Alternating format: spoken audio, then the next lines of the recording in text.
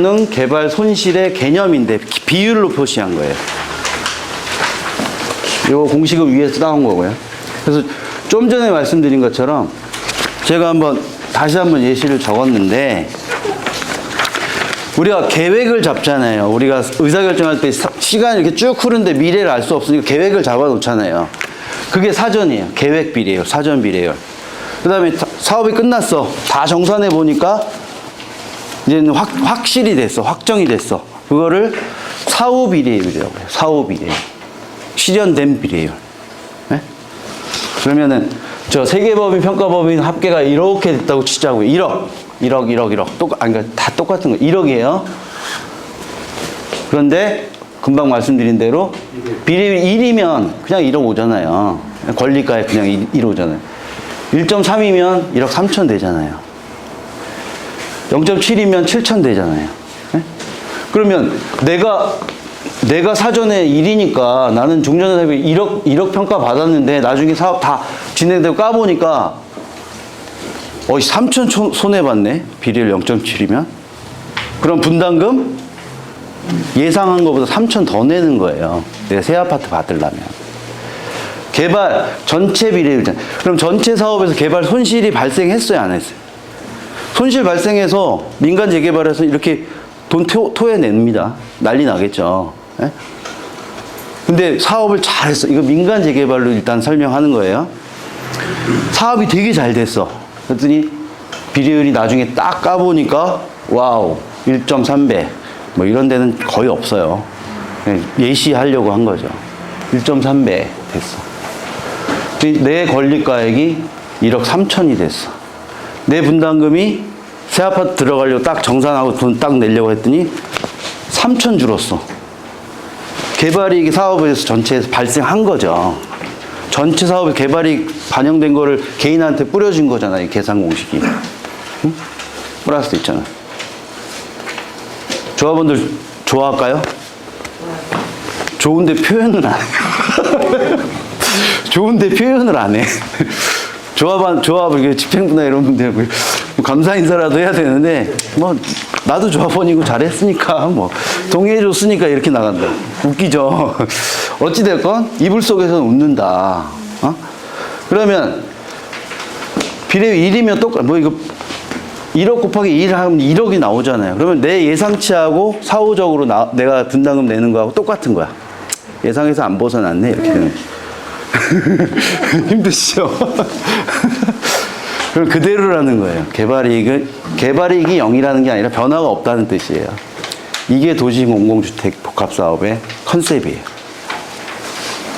이 컨셉은 개발이익은 그냥 개발 손실도 나면은 내가 책임지겠다는 뜻. 대신 개발이익은 없다는 뜻. 좀 안정적이죠. 예상치하고 실제하고. 네. 아유, 힘드시죠?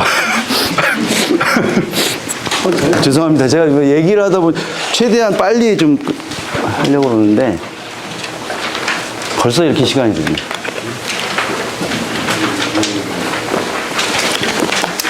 자, 이거 다 설명드린 겁니다. 그냥 분설해 놓은 겁니다. 그럼 민간 재개발 분담금이 아까 좀 전에 여기 새 아파트 마이너스 권리가액이라고 했잖아요. 권리가액은 종전자산 평가액 곱하기 비례율이라고 했잖아요. 응? 그럼 이걸 하나씩 분석을 한번 해보자고. 비례율 고정값이에요? 1이에요? 아니죠. 1도 될 수 있고 더 넘을 수도 아닐 수 있고 1 플러스 마이너스 알파. 그럼 종전자산 평가액 누가 평가해요? 시장 가치로 평가하는데 합법적인 공부면 기준을 원칙으로 대상으로 시장 가치를 평가하는데 이거 누가 평가하나요?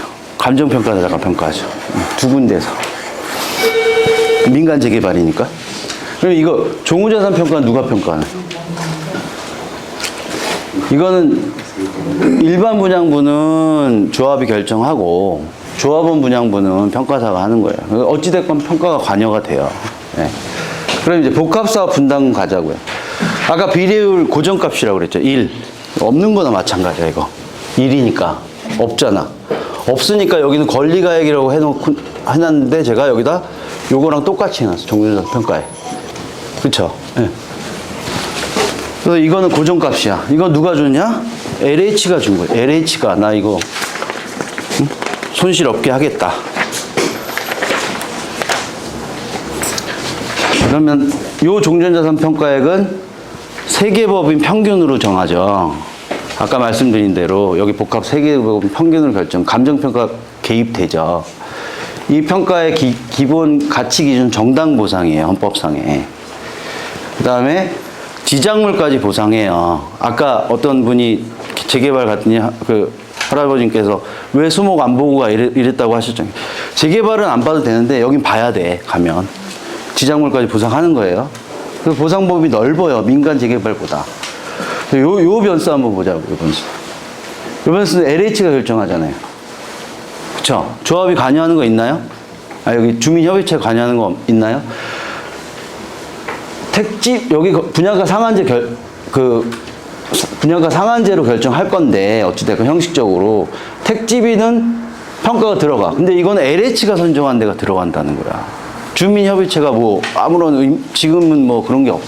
이거는 LH가 결정. 그래서 지금, 그럼 여기 감정평가 조합 다 관여를 하는데, 근데 지금 평가사가 관여할 수 있는 부분 현재 시점에서는 이 종전자산 평가액밖에 없어요. 이거 높이려고 하는 수밖에 없어요.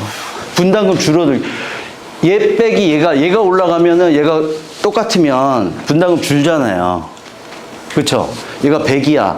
근데 얘가 50이었어. 그럼 50이지. 빼기 하니까. 근데 얘가 60이 됐어. 40 되잖아, 분담금이. 줄잖아요. 이거를 올리는 게 지금 저희가 관건이고 저에게 주어진 미션인 거예요. 넘어갑니다. 자, 그러면 좀 이제 이게 좀 원론적이고 조금 왜 이런 것까지 우리가 알아야 되지라고 생각하실 수도 있어요. 그럼 아까 말씀드린 정당 보상이라고 하는데 그 안에 이제 평가를 하는 것도 있고 안 하는 것도 있는데 정당 보상 뭐야? 그거는 그냥 뭐 나온 말은 아니고요. 헌법에 용어로 나와 있는 건데 이거 잠깐 들으세요. 그냥 편하게. 헌법이 무슨 의미가 있냐? 헌법은 최상위 법이에요. 그 당군 할아버지 같은 거야. 대한민국으로 따지면. 그리고 집안으로 따지면 할아버지 같은 격이고 뭐 곽씨 집안에서 시족격이야. 최고 어른의 법이에요. 이거 없이 여기에 반하면은 하위 법률이 여기에 반하면 헌법에 반해 위헌이에요. 그 법률 효력이 없는 거예요. 그만큼 중요한 법이에요. 그래서 헌법 여러분 정당보상과 관련된 거는 헌법 23조 관련된데 하나씩 읽어볼게요. 모든 국민의 재산권은 보장된다. 그 내용과 관계는 법률로 정한다. 이 재산권은 사유재산권이에요. 우리나라 사유재산권 인정하잖아요. 민주주의자. 자유경제지다. 그거를 천명해 놓습니다. 일단 1항에. 두 번째, 재산권의 행사는 공공복리에 적합하도록 하여야 한다. 공공복리 뭔가요? 공공복리. 얘는 공공필요. 이걸 공동체라고 생각하세요. 공동체. 재산권의 행사는 공동체에 적합하도록 하여야 한다. 예를 들어 볼게요. 집이 이렇게 나란히 있어.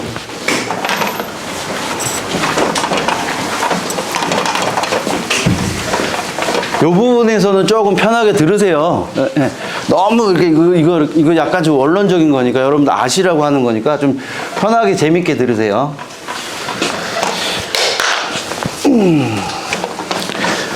자, 공공복리. 글씨 좀.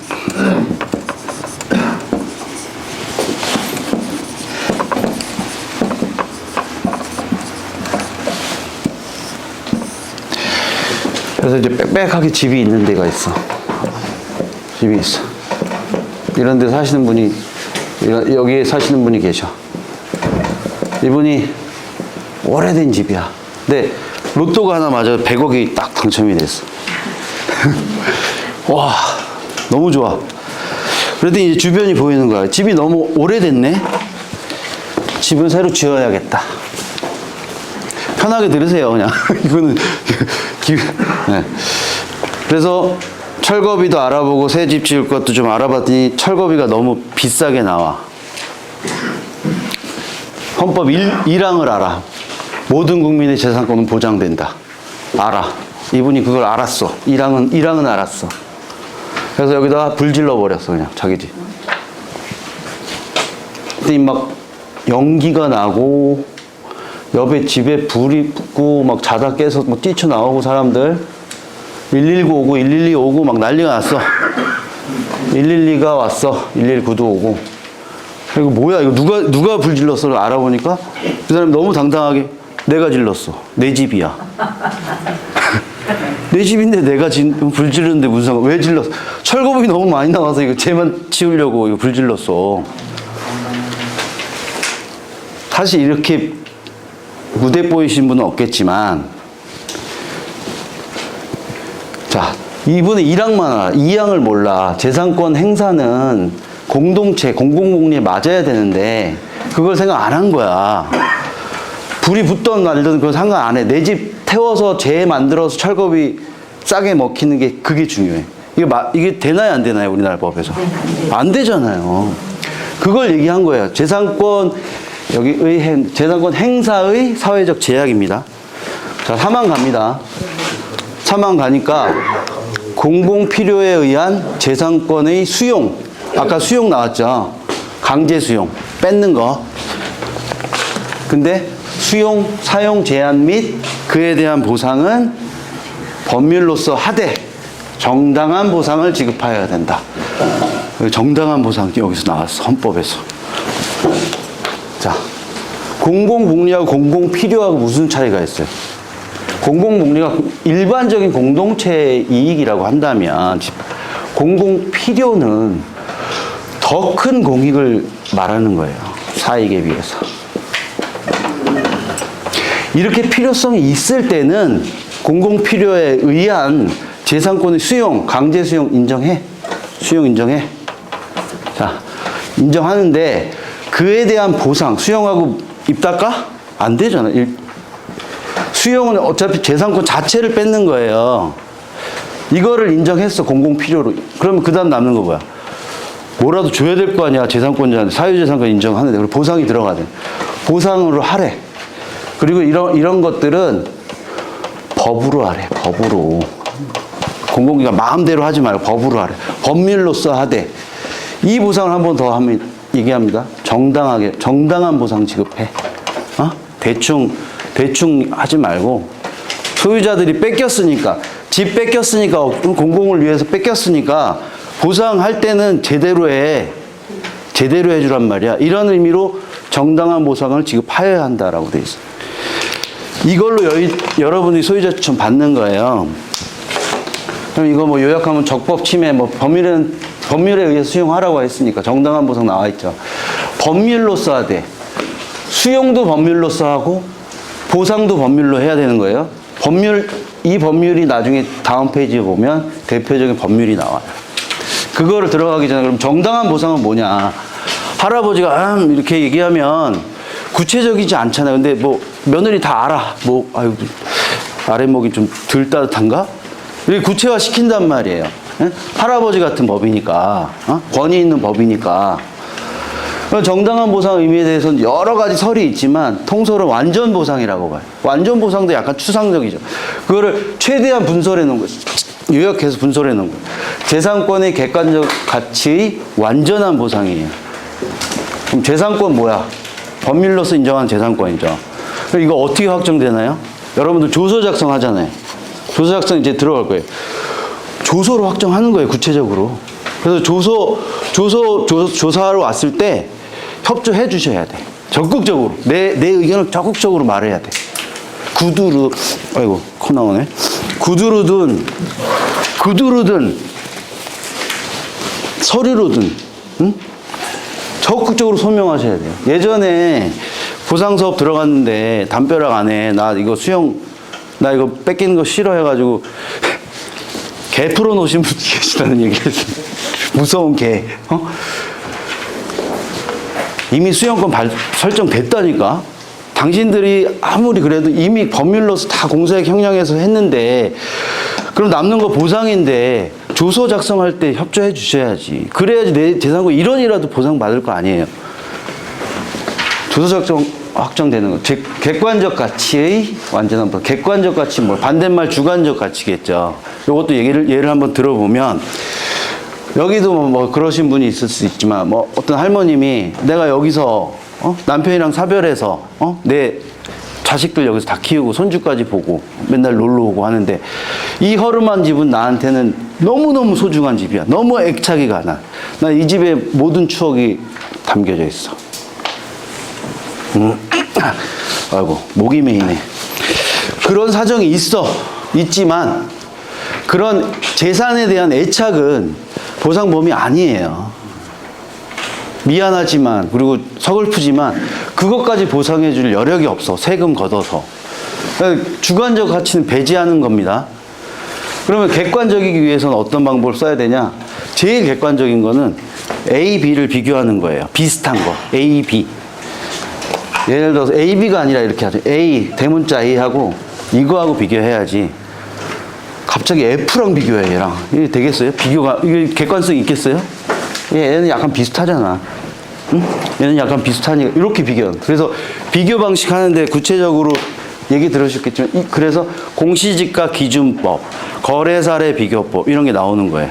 많이 들어보셨죠? 그런 얘기들. 네. 그럼 완전한 보상은 뭐냐? 완전한 보상은 뭐냐? 여러 가지 설이 있어요. 제가 요약한 거 이게 헌법지금 이만큼 있어요. 시가 보상을 일단 얘기를 하는 거예요. 시세는 해줘야 돼. 그 다음에 부대적 손실도 포함해라. 부대적 손실 뭐예요? 내가 이 재산을 수용당해서 나 이사 가야 돼. 이사비라도 지원해. 주거 이전비라도 지원해. 아, 이거 좀 쉬었다 해야 되나요? 어떻게 해야 되나요? 네? 쉬었다 할까요? 아, 예. 저도 이렇게, 네. 이전비. 그러면 정당한 보상을 위해서는, 요 빨간 걸, 정당한 보상을 위해서는 그 밖의 보상 방법까지도 강구하라는 뜻이 포함되어 있어요. 헌법의 정당 보상에는, 완전 보상에는. 그래서 이 안에 현물 보상, 그냥 땅을 주고 다른 데 가는 것보다 내가 이 터에서 새 아파트를 얻는 그런 현물 보상 이런 것도 있고, 뭐 근처에 뭐 대토를 받아가지고 할 수 있는 것 방법, 현물 보상. 그리고 이주대책, 이주대책이 있잖아요. 이주대책, LH가 뭐 확정은 아니지만, 여기서 잠깐 공사하는 동안 본인들이 공실로에 있는 LH가 소유한데 잠깐 편의를 봐주겠다. 뭐 이런 얘기도 나오고, 뭐 확정은 아니지만 금리 지원도 좀 해줄 수 있겠다. 전세금 뭐 반환하는데. 뭐 이런 얘기들이 조금씩 나오는 거예요. 이게 그냥 얘기하는 게 아니라 이 헌법 23조 3항 때문에 나온 거거든요. 옛날 평가사도 이 23조 3항으로 먹고 살았어요. 네. 그런 의미가 있으니 이런 일단 알아주세요. 제가 이거를 왜 설명하냐면 나중에 설명드릴게요. 네. 그 다음에 넘기겠습니다. 아이고. 자, 그러면 아까 정당한 보상은 법률로 써라고 그랬잖아요. 그 대표적인 법이 이 법이에요. 토지보상법. 이것도 들어보셨을 거예요. 공익사업을 위한 토지등기 취득 보상이라고 합니다. 자, 거기에 보면 보상 원칙이 사업시행자 보상. 당연하지. 그 누가 보상해. 사전 보상. 현물 보상 받는 분은 사전 보상 아니죠. 현물로 받으니까. 현금 보상 받고 청산하시는 분은 현금 보상. 공사 착수 전에 받는 거예요. 사전 보상이라는 게. 현금 보상, 개인별 보상, 68조 보면, 토지보상 68조 보면 보상액 산정이라는 제목 하에 토지 소유자 추천 제도를 명시해 놨어요. 제가 그래서 이 자리에 온 거예요. 네. 좀 멋있게 얘기하면 정당 보상을 실현하기 위해서 제가 온 겁니다. 토지 소유자 추천 제도 명시돼 있어. 그거는 당연히 소유자 권익을 보호하기 위한 거죠. 사업 시행자만 평가하면 안 되잖아. 소유자 요구도 들어줘야 되냐. 누가 대표가 나서서 대표 평가가 나와서 들어줘야 되냐. 소유자 권익 보호고요. 이건 헌법이 방금 얘기한 요구한 정당 보상을 실현하는 구체적인 수단 제도예요. 네. 그런 의미가 있어요. 소유자 추천 제도가 뭐 영업하러 왔다, 물론 영업하러 왔다도 뭐 틀린 말은 아니지만 그런 의미를 가지고 온 사람과 야, 내가 가격이 얼마고 뭐 가격의 전문가고 이런 각서라는 거하고 차이가 있는 거예요. 명분이. LH나 부천 그분들도 다 알고 있어. 근데 맨날 그 가격에 매몰돼 있어서 이거 몰라. 예를 들어서 정책 사업이잖아 이거 공공주도 주민이 이렇게 협조해 주는데 너 보상액이라도 안 해주냐? 이것도 못 올려주냐? 이런 논리도 될 수 있는 거예요.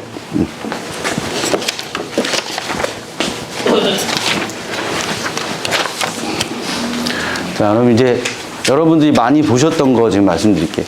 토지, 건물, 지작물 이렇게 나눠놨는데 제일 큰 포지션을 차지하는 건 당연히 토지예요. 여러분들 재산 중에. 그럼 토지는 표준지공시가 시점수정 지역령 개발령 그 밖의 요인 보정이라는 걸로 합니다. 아까 객관화위에서 비교 방식이라고 했죠. 비교의 방식을 써야 된다고. 이거 비교의 방식이거든요. 법에 나와 있어요. 비교의 방식의 틀에 들어가 있는. 그러면 여러분들 표준지공시가 뭔지 아시죠? 개별 공시가 뭔지 아시죠? 모르셔도 돼요. 모르셔도 돼요. 중요한 거 아니에요. 근데 이제 예전에 재개발을 갔는데 어떤 아주머님이 옆에 싹 현장을 도는데 자기가 몇 년 동안 자기 토지 개별 공시가를 올려놨대요. 민원을 제기해서 공무원한테 가서 왜 내 개별 공시가 낮게 해줬냐고 올리라고. 어디서 들으신 거예요. 보상할 때는 표준지 공시가를 기준으로 하니까 공시지가를 기준으로 하니까 공시지가 올려놓으면 자기 재개발 보상금 올라갈 줄 알고. 그래서 제가 왜 그렇게 하셨어요? 그거 하시면 세금만 올라가요. 그랬더니 아니야, 나는 공시지가가 높으면 자기 것도 높아진다고 얘기를 들었기 때문에 그렇게 했다는데 제가 좀 뭐라 말씀을 드리기가 그렇죠. 이건 기준일 뿐이에요. 기준이에요. 기준으로 다 정하는 거 아니잖아요. 요인은 그럼 뭐하러 있어? 이거 기준에 그냥 곱하기 몇 하면 되지. 이거는 인근 지역에서 유사한 거 가져옵니다. 그 다음에 시점 수정하고요. 가격 시점까지. 지역 개별 요인 합니다. 그럼 핵심 뭐냐? 그 밖의 요인 보정. 이 얘기 많이 들으셨죠? 주민설명회 들으시니까. 그러면 그 밖의 요인 보정은 인근 지역 또는 동일 수권 내 유사 지역의 가치 형성률이 유사한 정상적인 거래 사례 또는 평가 사례 등을 고려한다. 그러면 아까 말씀드린 정당 보상을 실현하기 위한 핵심적인 실무 기준, 기술적으로 여기에서 가격을 올리는 거예요. 그러면 객관적으로 올려야 되잖아. 평가사가 나서야 되잖아. 그래서 역량이 발휘되는 거고요. 인근 지역이나 뭐 이렇게 개념은 적어놨어요. 제가 부천에 예전에 사무실이 좀 있었던 적이 있어서 부천은 누구보다도 좀 잘 안다고 생각을 합니다. 기존 내용연수 얼마 보느냐에 따라서 금액이 올라가고 내려가고. 이것도 평가사들이 기술적으로 보지만 여기서도 이제 역량이 발휘됩니다. 예. 근데 이제 대체적으로 건물은 높게 주는 편이에요. 보상에서는. 예. 이거 만약에 따로 떼어놔서 팔면 그렇게 못 받거든요. 그 다음에 아까 말씀드린 대로 정당 보상을 실현하기 위해서 이런 것들이 쭉 뭐 예시가 있어요. 큰 부분은 사실은 차지하진 않아요. 하지만 우리가 1원이라도 더 받고 100원이라도 더 받기 위해서는 이런 것들 다 인정해 주는 거예요. 네? 다 인정. 근데 이제 업계 평판도 중요해요. 세 번째는 인지도나 신뢰성이 있어야겠죠, 법인이. 그 다음에 가격 협상력이 있어야지 상대편하고 좀 얘기가 되는 거예요. 그 다음에 지역 이해도가 있어야 되는데 분석을 했죠. 실적은 전체 실적, 평가법인의 전체 실적도 있고 정비사업 실적도 있어요. 아까 말씀드린 대로 이 사업의 전체 컨셉은 재개발을 차용해 온 거예요. 그렇기 때문에 정비사업의 전반을 좀 많이 다룬 법인들이 좀 유리해요. 과거 실적도, 그 중에서 정비사업 분야가 실적이 매우 중요해요. 그냥 평가하고 갈 거야. 이거 계속 어시스트 해줘야 돼. 협의체를 통해서, 이건 뭐, 2단계 평가가 아니더라도 해줘야 돼. 그러려면 전체 정비 사업을 많이 하고 경험이 많은 법인이 와야 될 거 아니에요. 두 번째는 평판이에요. 정비 사업을 하다 보면 경험도 쌓이고, 노하우도 쌓이고, 데이터도 쌓이고, 협상을 어떻게 하는지, 뭐, 여러 가지들이 쌓일 텐데, 그게 객관적으로 입증돼야지. 누가 와서 저는 개인적으로 뭐, 많이 했습니다. 보상사업 많이 했습니다. 뭐, 이렇게 얘기하면, 그건 스스로 주장하는 거잖아요. 네? 중요하잖아요, 선정할 때. 네. 그리고 그 실적은 이왕이면 업계 최고 수준은 돼야 되잖아요. 네? 그러면 아우라가 다르잖아요. LH랑 만났는데 업계 최고 수준의 평가법인에 있는 평가사가 본 사람이 딱 들어가는 거하고 일개 개인이 들어가는 거 같겠습니까? 아우라가? 인지도, 신뢰도는 이제 전통이 얼마나 됐느냐하고도 관련되니까 특별하게 제가 말은 안 했고요. 근데 가격 협상력이 좀 있어야 돼요. 그러면 이제 협상력을 좌우하는 거는 뭐 개인 역량이다. 뭐 나는 LH 인천 지역 본부랑 친하다.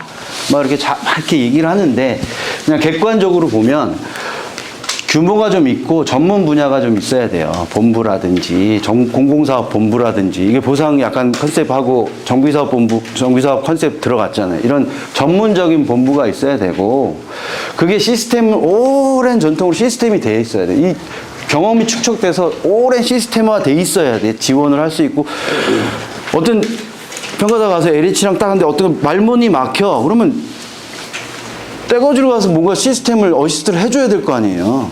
개인은 막히면 끝. 개인이 얘기하다 협상하다가 논리에 밀려서 끝. 이렇게 하는 건데 시스템에 있는 법인들은 경험이 되어 있는다고 밀고 나간다고요. 데이터 가지고 와서. 그런 의미에서 협상력은 이런 시스템, 본부 체제, 체계적인 시스템이 필요하고요. 그 다음에 이제 화살표 이렇게 돼 있는데 여기 지역입니다. 아까 말씀드린 이 사업 지역 말고 전체 아주 큰 틀 이런 데서 좀 지역 이해도가 있어야 돼요. 단적인 예로 제가 서울 있고 부천 있고 인천 있는데 032 번호 딴다고 이게 지금 부천을 인천이랑 비교하면 말이 됩니까? 네. 부천을 거치지 않으면은 서울 못 가요. 그리고 부천에서 출발해서 서울 가는 거하고 인천에서 출발해서 서울 가는 거 누가 더 빨라? 누가 더 빨라? 당연히 부천이 빠르지. 비교할 때를 비교를 해야지. 그렇다고 제가 이제 서울을 갖다 쓰는 건 아닌데 사례를 이렇게 지역 이해도가 있어야 돼요. 저 개인적으로는 부천에 오래 근무를 했었어요. 그래서 많이 싸돌아다녀서 잘 압니다. 네. 자, 그러면 하나감정평가법인 소개를 해드릴게요. 상호야 뭐 주식회사 하나감정평가법인이고요. 우리 대표이사님, 좋으신 대표이사님,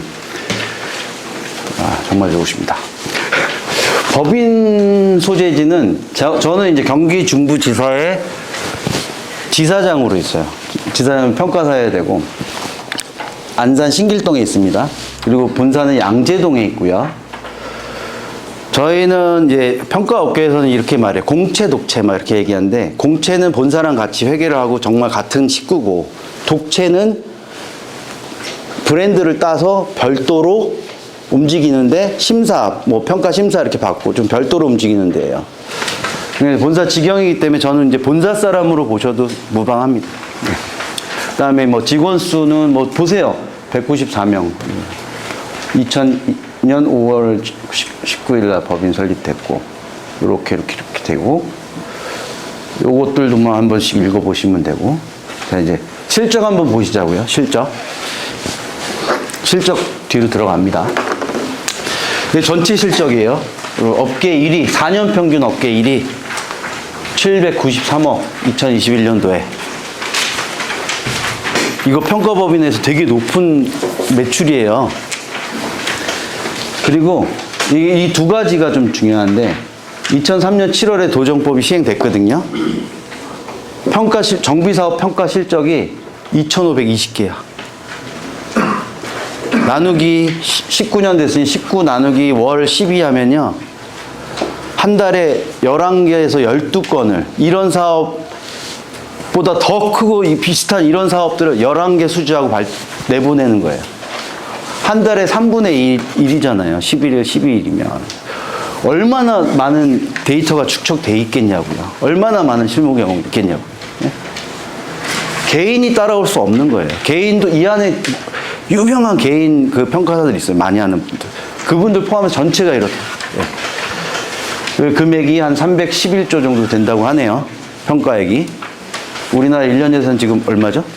600억? 600조? 많이 했다.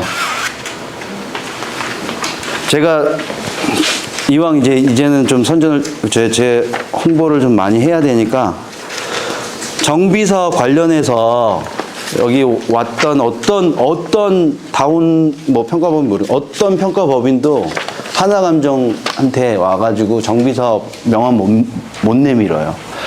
하나감정은 정비사업이에요. 그냥 딱 사람들이 생각할 때 하나감정은 업계에서 뭘로 생각하냐? 정비사업, 주택 재개발 재건축. 이겁니다. 실제로 모셔도 마찬가지. 예. 이제 설명 다 끝나신 것 같은데 네. 질의 응답하시죠. 예, 그러시죠. 예. 다 끝났습니다. 예. 자,